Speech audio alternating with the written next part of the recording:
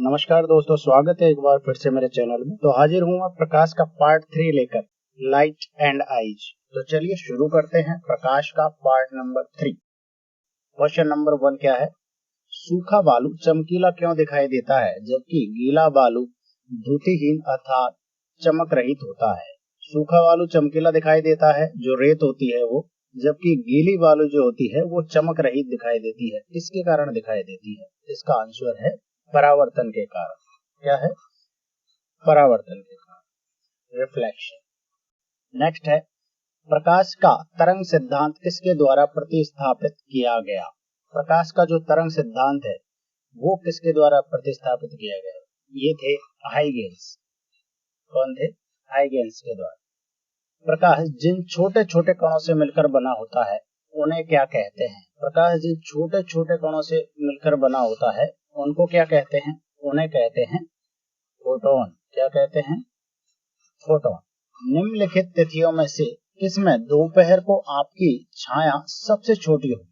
कौन सी तिथि ऐसी है जिसमें आपकी छाया सबसे छोटी होगी? तो सबसे छोटी छाया उसमें होगी जिसमें सूर्य एकदम सिर के ऊपर से होकर गुजरे। ठीक है, यानी कि तिरछा ना गुजरे, एकदम ऊपर से होके जो गुजरता है वो दिन कौन सा होता है? वो दिन होगा सबसे लंबा दिन। ठीक है, तो ये आंसर हो जाएगा आपका 21 जून। कौन सा? 21 जून। 21 जून को जो सूरज है वो एकदम ऊपर होके गुजरता है। ठीक है, तो इस दिन की जो दोपहर है उसमें आपकी छाया कैसी होगी? सबसे छोटी होगी। निम्नलिखित में से वह घटना जो प्रकाश और ध्वनि दोनों में घटित नहीं होती है, केवल एक में घटित होती है, वो कौन सी है? वो होती है ध्रुवण। कौन सी? ध्रुवण। ध्रुवण प्रकाश में तो होती है, ठीक है, लेकिन ध्वनि में नहीं होती। ठीक है, तो ये आपको ध्यान रखना है। इसमें नहीं होती, ध्वनि में नहीं होती। ठीक है, प्रकाश में होती है। सूर्य ग्रहण कब होता है? सूर्य ग्रहण कब होगा? सूर्य ग्रहण होता है अमावस्या को। इस दिन अमावस्या को। प्रकाश तरंग किस प्रकार की होती है? प्रकाश तरंग जो होती है वो किस प्रकार की होती है? तो आपने पढ़ा था, जिसमें हम ध्रुवण पढ़ते थे, उसमें इस प्रकार से जो प्रकाश है वो सभी दिशाओं में ऐसे इस प्रकार से चलता था, है ना, और उनमें से हम एक प्रकाश निकालते थे एक तल के लिए, है ना, एक तल वाला। ठीक है, तो ये कैसा है? ये अनुप्रस्थ टाइप का। ठीक है, आपको याद रखना है। तो ये किस प्रकार का होता है? ये होता है अनुप्रस्थ तरंग। प्रकाश के विद्युत चुंबकीय स्वरूप की खोज किसने की? प्रकाश के विद्युत चुंबकीय स्वरूप की, इंपॉर्टेंट है, याद रखिएगा। विद्युत चुंबकीय स्वरूप की खोज किसने की? ये की थी मैक्सवेल ने। किसने? मैक्सवेल। प्रकाश के चिकने पृष्ठ से टकराकर वापस लौटने की घटना को क्या कहते हैं? प्रकाश से चिकने पृष्ठ से वापस लौटने की घटना को, ये जैसे किरण आई और ये वापस लौट गई, ठीक है, इस घटना को क्या कहते हैं? इसे कहते हैं प्रकाश का परावर्तन, रिफ्लेक्शन। ठीक है। प्रकाश का रंग कैसे निर्धारित होता है? प्रकाश का रंग कैसे निर्धारित होता है? ये होता है प्रकाश की तरंगदैर्ध्य से। इससे तरंगदैर्ध्य लैम्डा अर्थात वेवलेंथ। सर्वप्रथम यह किसने बताया कि प्रकाश तरंगों का विवर्तन होता है? प्रकाश तरंगों का विवर्तन होता है, ये किसने बताया? ये बताया था ग्रेमाल्डी। किसने? ग्रेमाल्डी। निम्नलिखित में से कौन सी वह घटना है जो यह निर्णय लेने में सहायक है कि प्रकाश एक अनुप्रस्थ तरंग है? कौन सी घटना है? ये होती है ध्रुवण। कौन सी? ध्रुवण। प्रकाश विद्युत प्रभाव का प्रतिपादन किसने किया? प्रकाश विद्युत प्रभाव का, प्रकाश विद्युत प्रभाव का प्रतिपादन किसने किया?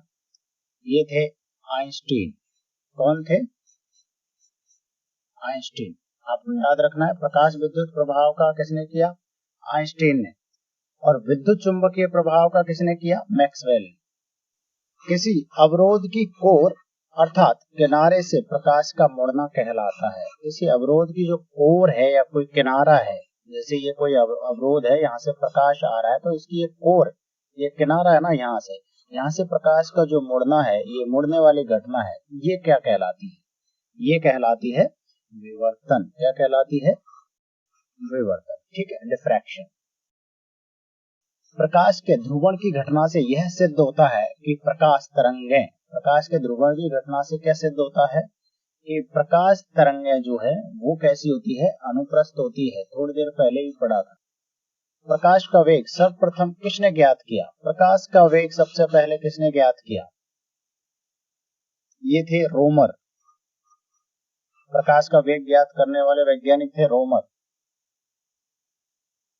माध्यम के तापमान में वृद्धि के साथ प्रकाश की गति, माध्यम के तापमान में वृद्धि हो तो उसके साथ साथ प्रकाश की गति क्या होती है? घटती है, बढ़ती है, या वैसे ही रहती है, एकदम गिर जाती है? इसका आंसर है वैसे ही रहती है, इससे कोई फर्क नहीं पड़ता। ठीक है, माध्यम के तापमान का कोई फर्क नहीं पड़ता, प्रकाश की गति सेम रहती है। चंद्रमा से पृथ्वी तक आने में प्रकाश को लगभग कितना समय लगता है? तो चंद्रमा से पृथ्वी तक आने में प्रकाश को लगते हैं लगभग 1.3 सेकेंड। कितने? 1.3 सेकेंड। तो इसके आसपास का आंसर कौन सा है? वो है ये। ठीक है, क्यों? क्योंकि जो चंद्रमा से पृथ्वी के बीच की जो दूरी है वो है लगभग 3,84,400 किलोमीटर। ठीक है, इसमें यदि डिवाइड करेंगे प्रकाश के वेग से 10 की पावर 8 मीटर पर सेकेंड। ठीक है, या इसको लिख दो आप 3 लाख किलोमीटर लगभग। इससे यदि डिवाइड करोगे तो यह आएगा आपका इतना 1.3 सेकेंड। ठीक है, तो आंसर आ जाएगा यहाँ पे लगभग 1 सेकेंड लगता है। सूर्य ग्रहण के समय सूर्य का कौन सा भाग दिखाई देता है? सूर्य ग्रहण के समय सूर्य का कौन सा भाग दिखाई देता है? ये होता है किरीट यानी कोरोना। पूर्ण सूर्य ग्रहण का अधिकतम समय कितना होता है? पूर्ण सूर्य ग्रहण का जो अधिकतम समय होता है वो होता है 460 सेकेंड। कितना? 460 सेकेंड। सूर्य ग्रहण कब होता है? सूर्य ग्रहण कब होता है? देखिए, मान लीजिए ये है सूर्य, ठीक है, और ये है हमारी पृथ्वी। जब चंद्रमा घूमते घूमते घूमते घूमते इनके बीच में आ जाता है तब सूर्य ग्रहण होता है। ठीक है, तो आंसर क्या हो गया? जब चंद्रमा बीच में हो।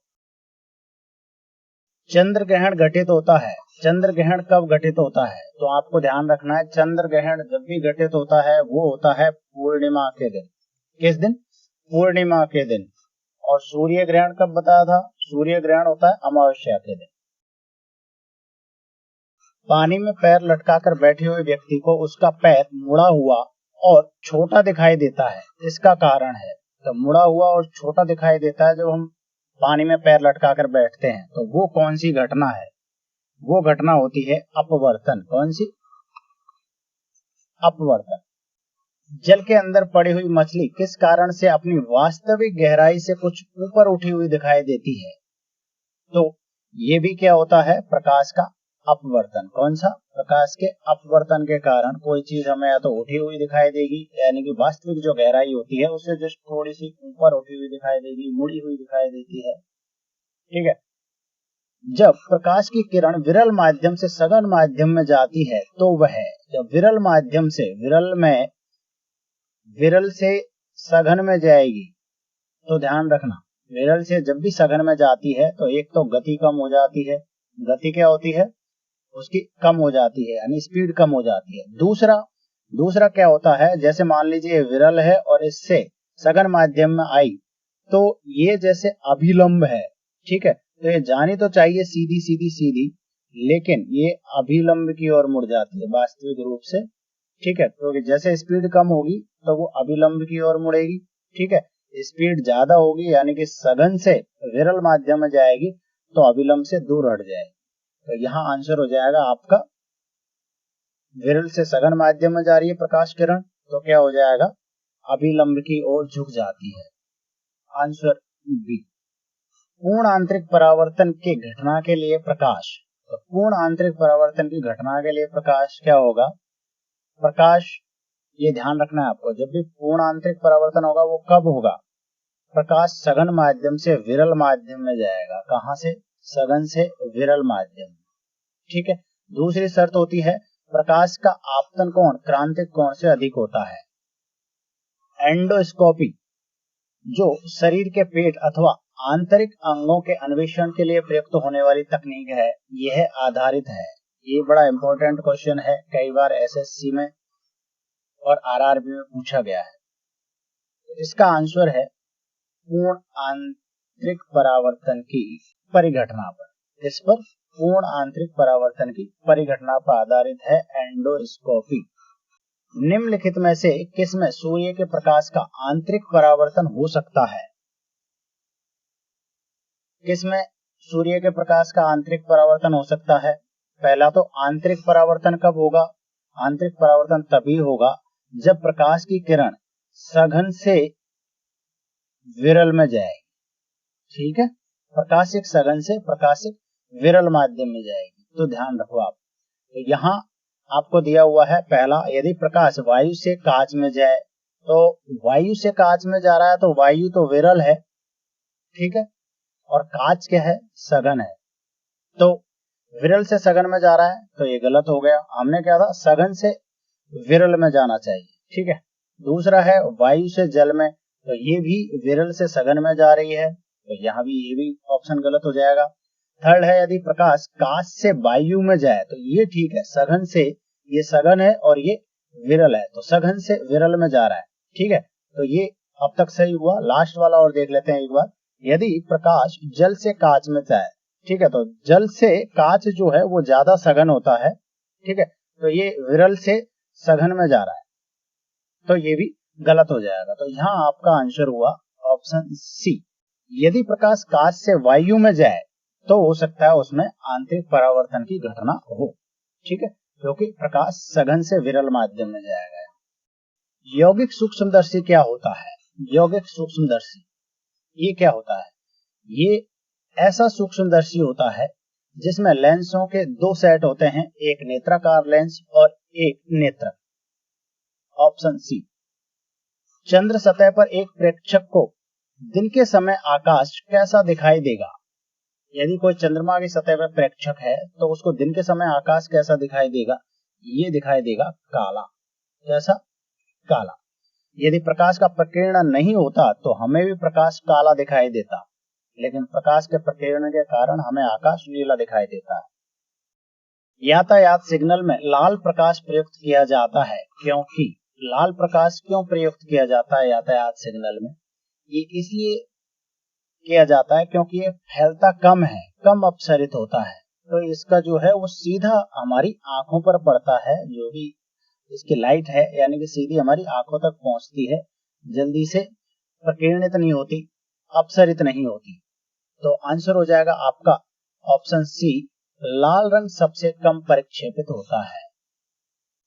इंद्रधनुष में किस रंग का विक्षेपण अधिक होता है? तो ध्यान रखिए, विक्षेपण सबसे अधिक कैसे होता है आपको मैंने बताया था, विबग्योर, इस क्रम में होता है। सबसे ज्यादा होगा इसका और सबसे कम होगा इसका। सबसे कम परिक्षेपण ये क्या है? आर का मतलब रेड, ठीक है, और वी का मतलब वॉयलेट, बैंगनी, आई का मतलब इंडिगो, बी का मतलब ब्लू, जी का मतलब ग्रीन, वाई का मतलब येलो और ओ का मतलब ऑरेंज। ठीक है, तो सबसे ज्यादा परिक्षेपण होता है बैंगनी कलर का और सबसे कम होता है रेड कलर। ठीक है, तो आंसर हो जाएगा यहाँ पे बैंगनी। इसका परिक्षेपण ज्यादा होगा बैंगनी का। तारे आकाश में वास्तव में जितनी ऊंचाई पर होते हैं वह उससे अधिक ऊंचाई पर प्रतीत होते हैं। इसकी व्याख्या किसके द्वारा की जा सकती है? तो आपको ध्यान रखना है, मुड़ा हुआ दिखना, पानी में कोई सिक्का है वो मुड़ा हुआ दिखना, या तारे जो है वो उनकी ऊंचाई एक्चुअल नहीं दिखना, उससे अधिक प्रतीत होना, ये सब किसका उदाहरण है? ये सब उदाहरण है प्रकाश के अपवर्तन का। तो यहाँ पे हो जाएगा वायुमंडलीय अपवर्तन। कौन सा? वायुमंडलीय अपवर्तन। उदाहरण किसका हो गया? अपवर्तन का। पेरिस्कोप बनाने में निम्नलिखित में से कौन सा एक प्रयुक्त होता है? पेरिस्कोप, पहले तो ये समझ लो पेरिस्कोप क्या है। तो पेरिस्कोप क्या है, वो इस टाइप का यंत्र होता है कि जैसे ये है यहाँ पे, ठीक है, इस टाइप का होता है। जैसे मैं यहां से देख रहा हूं तो यहाँ पे एक लेंस यहाँ लगा होगा लगभग, और इनका जो एंगल होगा वो 45 डिग्री होता है। यहाँ दूसरा यहाँ लगा होगा, तो मैं यहाँ से देखूंगा तो ये प्रकाश रिफ्लेक्ट होकर यहाँ पड़ेगा, फिर ये बाहर की ओर यहाँ जाएगा। तो यहाँ का जो प्रकाश है वो यहाँ आएगा, यहाँ से रिफ्लेक्ट होकर हमारी आई पर आता है, इस पर आएगा, आई पर, ठीक है। ये होता है पेरिस्कोपिक। कहाँ कहाँ यूज किया जाता है, बड़ा इंपॉर्टेंट है, कई बार पूछा भी जाता है। ये युद्ध क्षेत्र में काम में लिया जाता है। जो तोप होती हैं, उन तोप में अंदर बैठ के बाहर का सीन देखना हो तो इस टाइप से देखते हैं। इसमें क्या होता है, अंदर का आदमी दिखाई नहीं देता है किसी को भी, लेकिन अंदर से वो बाहर का वातावरण में जो भी चीज है उसे वो देख सकता है, ठीक है। तो ये बड़ा इंपॉर्टेंट है। युद्ध क्षेत्र में जो युद्ध हुआ था, विश्व युद्ध, उसमें बहुत ज्यादा काम में लिए गए थे। तो तोप वगैरह है या पनडुब्बी होती है आपकी, उनमें ये काम में लिया जाता है, ठीक है। तो इसमें कौन सा प्रयुक्त होता है, आपको याद रखना है, इसमें होता है समतल दर्पण। कौन सा? समतल दर्पण। और कितने पूछा जाए तो 2 समतल दर्पण है, ठीक है। चलिए, किसी वस्तु का प्रतिबिंब मनुष्य की आंख में कहां बनता है? किसी वस्तु का प्रतिबिंब मनुष्य की आंख में कहां पे बनता है? मैंने बताया था दृष्टिपटल पर। दृष्टिपटल को क्या कहते हैं? रेटिना, ठीक है। कहां बनता है? रेटिना। आंसर ये भी आ सकता है, तो ये भी आपको ध्यान रखना है, दृष्टिपटल। 2 समतल दर्पणों को 90 डिग्री के कोण पर रखा गया है और उनके मध्य एक मोमबत्ती जल रही है। दर्पण में मोमबत्ती के कितने प्रतिबिंब बनेंगे? तो 90 डिग्री जब रखा जाए तो प्रतिबिंब बनेंगे कितने? 3, ठीक है। कितने प्रतिबिंब? 3 आंसर हो जाएगा, ठीक है। और समांतर हो तब कितने बनते हैं? अनंत। पृथ्वी के पृष्ठ पर पड़ने वाला सूर्य का प्रकाश किस प्रकार का किरण पुंज है? तो पृथ्वी के पृष्ठ पर जो प्रकाश पड़ता है वो किस प्रकार का किरण पुंज है? वो होता है समांतर किरण पुंज। कैसा? समांतर किरण। एक उत्तल लेंस को जब पानी में डुबोया जाता है तो उसकी क्षमता क्या होती है? घटती है, बढ़ती है या अपरिवर्तित रहती है? बड़ा इंपॉर्टेंट क्वेश्चन है। तो ये क्या होता है, इसकी क्षमता घट जाएगी। जब पानी में डुबो देंगे उत्तल लेंस को तो उसकी क्षमता क्या होती है? घटती है। प्रिज्म में प्रकाश के विभिन्न रंगों का विभाजन कहलाता है। प्रकाश में जो प्रिज्म होता है, ये मान लीजिए प्रिज्म है और ये प्रकाश यहाँ से आया, ठीक है, और ये इसका कई प्रकाश की उनमें बढ़ जाता है रंगों में। तो ये जो विभाजन है ये क्या कहलाता है? ये कहलाता है वर्ण विक्षेपण। क्या कहा जाता है? वर्ण विक्षेपण। प्रकाश का निम्नलिखित में से कौन सा रंग प्रिज्म में होकर सबसे कम अपसरित होता है? तो सबसे कम अपसरित में वही होगा, बिल्कुल आपको याद रख लेना है, विबग्योर। विबग्योर में लास्ट में क्या है? रेड। तो ये जो रेड है ना, ये सबसे कम परिक्षेपित होता है, सबसे कम अपसरित होता है, या ये कह लो सबसे कम प्रकीर्णित होता है, ठीक है। तो आंसर हो जाएगा आपका लाल। सबसे ज्यादा मैंने आपको बताया था कौन सा है? बैंगनी। प्राथमिक रंग होते हैं, प्राथमिक रंग कौन कौन से होते हैं? प्राथमिक रंग मैंने आपको बताया था BGR, ये पिछले वीडियो में बताया था, BGR, ब्लू, ग्रीन और रेड, ठीक है। तो ये कौन से होते हैं? ये वो रंग होते हैं जो किसी अन्य रंगों के मिश्रण से नहीं बनते। वे रंग जो अन्य रंगों के मिश्रण से उत्पन्न नहीं किए जा सकते प्राथमिक रंग कहलाते हैं। कौन कौन से हैं? BGR। निम्न में से कौन सा प्राथमिक रंग नहीं है? तो याद रख लो, BGR, नीला, ग्रीन यानी हरा, ये ऊपर ब्लू था, ब्लू यानी नीला, और R मतलब रेड, रेड का मतलब, ठीक है। तो नीला, हरा, लाल, इसके अलावा कौन सा है? वो प्राथमिक रंग नहीं है। ये है पीला यहाँ पे, ठीक है। तो पीला जो है वो प्राथमिक रंग नहीं है। बाकी निम्नलिखित में से कौन से रंगों का सम्मिश्रण दिन और रात के समय सर्वाधिक सुविधाजनक होता है? ये होता है लाल और हरा। हरी पत्तियों का पौधा लाल रोशनी में रखने पर कैसा दिखाई देगा? यदि हरी पत्तियों का पौधा है और लाल रोशनी में रखा जा रहा है तो हमें पौधे की पत्तियां जो है वो काली प्रतीत होंगी। कैसी? काली। तो कैसा रंग मिलेगा हमें पत्तियों का? काला। हरी पत्तियों का पौधा है, लाल रोशनी में रखेंगे तो पत्तियों का कलर कैसा लगेगा? काला। लाल कांच को अधिक ताप पर गर्म करने पर वह दिखाई देता है। लाल रंग का कांच है और उसे गर्म करें हम अधिक ताप पर तो वह कैसा दिखाई देगा? तो वह हमें दिखाई देगा हरा। कैसा? यदि वायुमंडल ना हो तो पृथ्वी से आकाश किस रंग का दिखाई देगा? यदि वायुमंडल नहीं हो तो पृथ्वी से आकाश किस रंग का दिखाई देगा? यदि वायुमंडल ना हो तो प्रकीर्णन नहीं होगा, ठीक है, रंगों का प्रकीर्णन नहीं होगा। तब हमें आकाश कैसा दिखाई देगा? काला। कैसा दिखाई देगा? काला। फोटोग्राफी में मुख्य रंग कौन से होते हैं? तो फोटोग्राफी में मुख्य रंग जो होते हैं वो होते हैं प्राथमिक कलर। कौन से? प्राथमिक रंग, ठीक है। और ये प्राथमिक रंग कौन से होते हैं? मैंने आपको बताया था BGR, रट लो। B blue, G green, R red, ठीक है। नीला, हरा और लाल। तो यहाँ कहाँ है ऑप्शन जिसमें नीला, हरा और लाल है? वो है ऑप्शन C, लाल, नीला और हरा।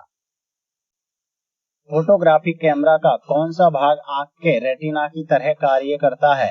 आंख के रेटिना, रेटिना पे क्या बनता था? प्रतिबिंब बनता था। और उसी तरीके से कैमरे का कौन सा भाग है जिस पर प्रतिबिंब बनता है? वो होता है फिल्म। आइरिस का क्या काम होता है? आइरिस का क्या काम होता है? तो आई की आइरिस होती है, उसका काम क्या होता है? तो जो हमारी आइरिस है वो क्या करती है? प्रकाश जो आंखों पे पड़ता है तो ये कभी सिकोड़ देती है ना, आंखों को एकदम, देखते हैं ना, ज्यादा लाइट पड़ जाती है तो हमारी आंखें जो छोटी सी हो जाती है और धीरे धीरे खुलती है, ठीक है। तो ये क्या करती है? आंख में जाने वाले प्रकाश को नियंत्रित करती है। आंख में जाने वाले प्रकाश की मात्रा को नियंत्रित करना। दृष्टिपटल यानी रेटिना पर बना प्रतिबिंब होता है। दृष्टिपटल या रेटिना पर जो प्रतिबिंब बनता है वो बनता है वस्तु से छोटा और उल्टा। कौन सा? वस्तु से छोटा और उल्टा। नेत्रदान में नेत्रदाता की आंख के किस हिस्से को प्रत्यारोपित किया जाता है? नेत्रदाता की जो आंख होती है उसमें से कौन सा हिस्सा निकाल के और जिसको जरूरत होती है उसकी आंख में लगाया जाता है? वो होता है कॉर्निया। कौन सा? कॉर्निया। इंपॉर्टेंट क्वेश्चन है, याद रख लीजिए। मनुष्य की आंख में प्रकाश तरंग किस स्थान पर स्नायु उद्योगों में परिवर्तित होती है? तो ये जो रेटिना होता है ना, रेटिना जो आंख है उसका ये दृष्टिपटल जो होता है, रेटिना, यहां से क्या होता है? स्नायु उद्योग बनते हैं और ये मस्तिष्क तक पहुंचाए जाते हैं। मस्तिष्क से फिर वो व्याख्या करता है मस्तिष्क इनकी और वापस आपको वो प्रतिबिंब फिर दिखता है। व्याख्या करके वो कहता है कि ये प्रतिबिंब इसका है, इस जानवर का है या वस्तु का है, वो व्याख्या करके आपको सिग्नल देता है, ठीक है। तो रेटिना जो है वहां पे ये स्नायु उद्योग बनते हैं। तो आंसर हो जाएगा आपका रेटिना। यदि कोई व्यक्ति दूर की वस्तुओं को स्पष्ट नहीं देख सकता तो उसकी दृष्टि में कौन सा दोष होगा? यदि दूर की वस्तु नहीं देख सकता तो कौन सा दोष होगा? तो होगा निकट दृष्टि दोष। कौन सा? निकट दृष्टि दोष। और निकट की वस्तुओं को नहीं देख सकता तो दोष होगा दूर दृष्टि दोष। तो यहाँ पे दिया है दूर की वस्तुओं को स्पष्ट नहीं देख सकता तो कौन सा दोष हो जाएगा? निकट दृष्टि दोष। इसे कहते हैं मायोपिया। जरा दृष्टि दोष के उपचार के लिए प्रयुक्त होता है। जरा दृष्टि दोष, प्रेसबायोपिया, इसके उपचार के लिए कौन से लेंस प्रयोग होते हैं? ये होते हैं बायफोकल। कौन से? बायफोकल लेंस, चश्मा प्रयुक्त करने वाले व्यक्तियों को सूक्ष्मदर्शी का प्रयोग किस प्रकार करना चाहिए? यदि किसी ने चश्मा लगा रखा है और वो किसी पावर का है तो उनको सूक्ष्मदर्शी का प्रयोग किस प्रकार करना चाहिए? यानी वो 0 पावर का नहीं है, उसमें कुछ पावर है, ठीक है, तो उन्हें चश्मा पहने रखना चाहिए। ल्यूमेन एकक है, ल्यूमेन एकक है, ये होता है ज्योति फ्लक्स का। किसका? ज्योति फ्लक्स का। एक मनुष्य 1 मीटर से कम दूरी की वस्तु को स्पष्ट नहीं देख सकता, वह व्यक्ति किस दोष से पीड़ित है? तो 1 मीटर यानी कि निकट हो गया ये, ठीक है, और निकट की वस्तु को नहीं देख पा रहा है, इसका मतलब आंसर हो गया कौन सा दोष है? दूरदृष्टि दोष। कौन सा? दूरदृष्टि दोष। ध्यान रखना है आपको, निकट की वस्तु को नहीं देख पा रहा है तो दोष हो गया दूरदृष्टि दोष, और दूर की वस्तु को नहीं देख पा रहा है तो दोष हो गया निकट दृष्टि दोष। जीव विज्ञान के प्रयोगशालाओं में सूक्ष्म कोशिकाओं या जीवों के आवर्धित प्रतिबिंब देखने के लिए किसका उपयोग किया जाता है? तो जीव विज्ञान में प्रयोगशाला होती है, उनमें सूक्ष्म कोशिकाओं को देखने के लिए या जीवों के आवर्धित प्रतिबिंब देखने के लिए किसका प्रयोग किया जाता है?